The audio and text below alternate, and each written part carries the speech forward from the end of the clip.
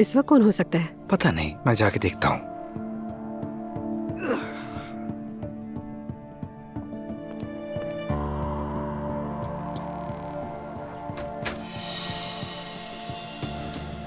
हटो सामने से। इसे गुस्सा आना कहते हैं। वाह वाह वाह, मोमबत्तियां, रोमांटिक माहौल। ओह, दुल्हन साहिबा आप भी यही हैं? हाँ, क्योंकि मैं दुल्हन हूँ। मेरे ख्याल से तुम यहाँ पर अपना सामान बांधने के लिए आई हो। यहाँ तो लग रहा है जैसे कोई ड्रामा चल रहा है। हेलन प्लीज मत करो। हाँ वाकई में हेलन, क्या ये कुछ अजीब सा नहीं है कि किसी मर्द के पीछे इतना भागना दौड़ना और तमाशा करना? यानी ये सब ज़ेन नहीं देता है तुम जैसी लड़कियों को। अरे तुम कितनी प्यारी हो। वाह भाई, तुम दोनों की बॉन्डिंग तो कमाल की है। जी हाँ, बिल्कुल ऐसा ही है। हमें लैला और मजनू की तरह समझ लो। माफ करना, तुम कहाँ और मजनू कहाँ? मैं तो तुम दोनों को बस शादी का तोहफा देने आई हूँ।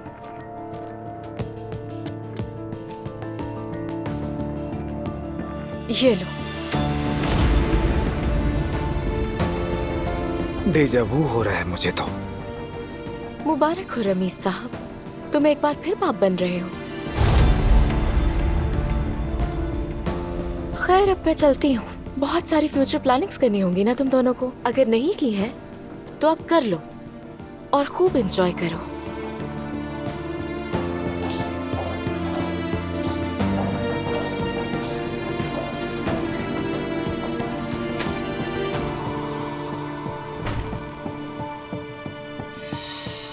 चलो अब फिल्म देखते हैं।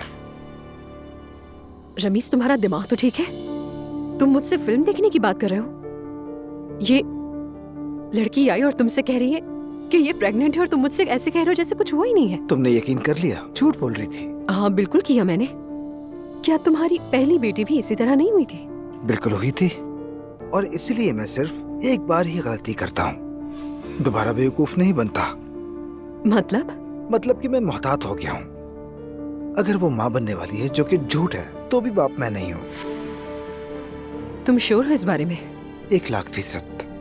बल्कि हेलन ने अनजाने में मेरी मदद कर दी, बल्कि अपना खेल खुद ही खत्म कर लिया। कल मैं उसका हिसाब कर दूंगा।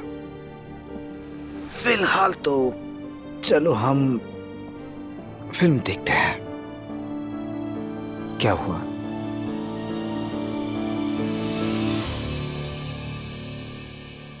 देखो, ये जो पता दे रहा हूँ, इस पते से जरा दूर रुकना, ठीक है? जैसे ही गाड़ी करीब आए तो फौरन अंडे खिड़की पर मार के भाग जाना। और हमारे पैसों का क्या होगा? या अल्लाह, ये लो, पैसे भी ले लो। ये लो, अब यादें रखो। बाकी काम मुकम्मल होने के बाद दूंगा, और मैं तुम लोगों को खुद ही आकर ढूंढ लूंगा, फिक्र ना करो। ठीक। हमारे लिए कोई मुश्किल तो नहीं होगी ना?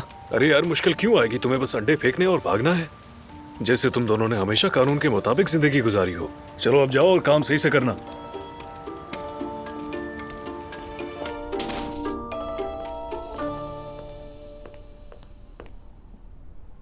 अरे मम्मी, नूर पर बहुत तरस आ रहा था मुझे।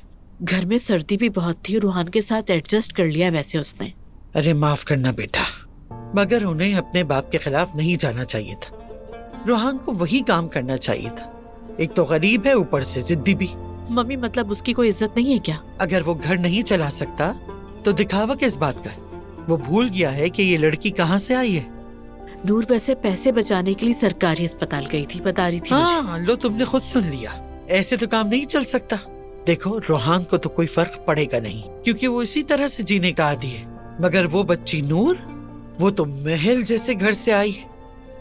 लेकिन जल्द ही उसे अंदाजा होगा कि ये सब एक तरफा कुर्बानी है। लेकिन बाद में फिर मोहब्बत भी फुर्र करके खत्म हो जाएगी। तो क्या पैसा ही सब कुछ होता है? बदकिस्मती से। काश मैं गलत होती, लेकिन मुझे शक है। सब लोग ऐसे ही तो नहीं कहते। गेहूं के साथ घुन भी पिस जाता है। हाय, अच्छा शुक्र है। तो फिर कब जा रहे हैं? माशाल्लाह माशाल्लाह, सुभान अल्लाह। ठीक है बेटा, बस हर पल तुम दुआ करते रहना, ठीक है बेटा? चलो अब सुबह बात होती है, ख्याल रखना। क्या हुआ? उसका यरकान कम हो गया है और हो सकता है वो कल तक घर भी आ जाए इंशाल्लाह। अल्लाह का शुक्र है। नायला तो ठीक है ना?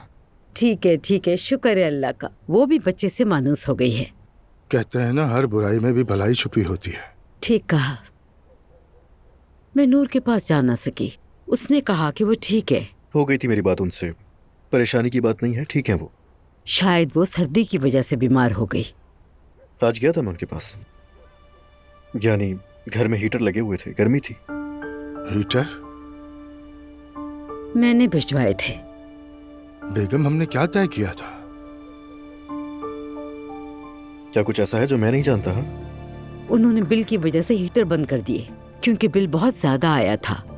मैंने तुम्हारे बाबा से कहा कि हम मदद करते हैं। बाबा? अगर कुछ बताना है तो डिटेल से बताओ इसे। नूर जब तक मुझसे खुद आके मदद न मांगे मैं कुछ नहीं कर सकता उसके लिए। पहले जो उसके लिए किया बुरा लगा था उसे, अब उनकी जिंदगी में मुदाखलत करके मैं नाराजगी नहीं सहूंगा उसकी। क्या उनके हालात इतने खराब हैं?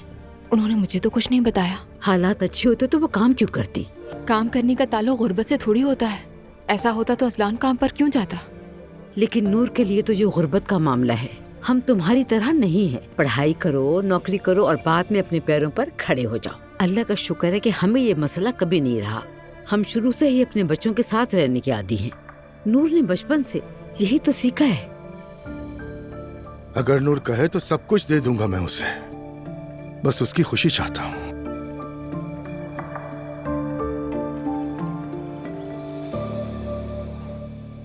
ये लीजिए। थैंक यू सो मच सवेरा। मजे से खाएं।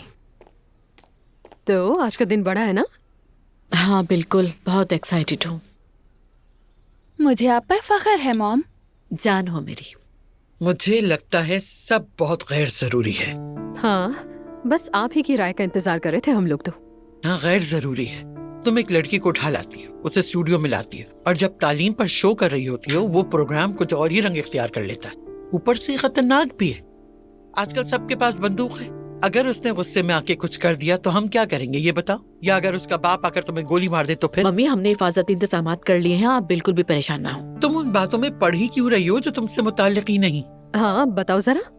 लेकिन नानी, अगर कोई भी फिक्र ना करे तो फिर बताएं क्या होगा? मैं ये नहीं कह रही कि कोई फिक्र ही ना करे, लेकिन तुम्हारी माँ के लिए ये खतरनाक है। मम्मी, मैं अकेली नहीं हूँ, मेरे पीछे एक बड़ा चैनल है। हम एक ऐसी लड़की की मदद कर रहे हैं जिसकी जबरदस्ती शादी की जा रही है। तुम फिर भी मोहतात रहना। सुमैया साहिबा बिल्कुल ठीक कह रही हैं, आपको मोहतात रहना होगा ज़ैनब साहिबा। ये सब कुछ हमें डराने और चुप कराने के लिए किया जा रहा है, लेकिन मैं नहीं डरती। तुम फिर भी मोहतात रहना। मम्मी प्लीज दुआ कीजिएगा मेरे लिए, सब खैरियत से हो जाए। Best of luck. Best of luck mom.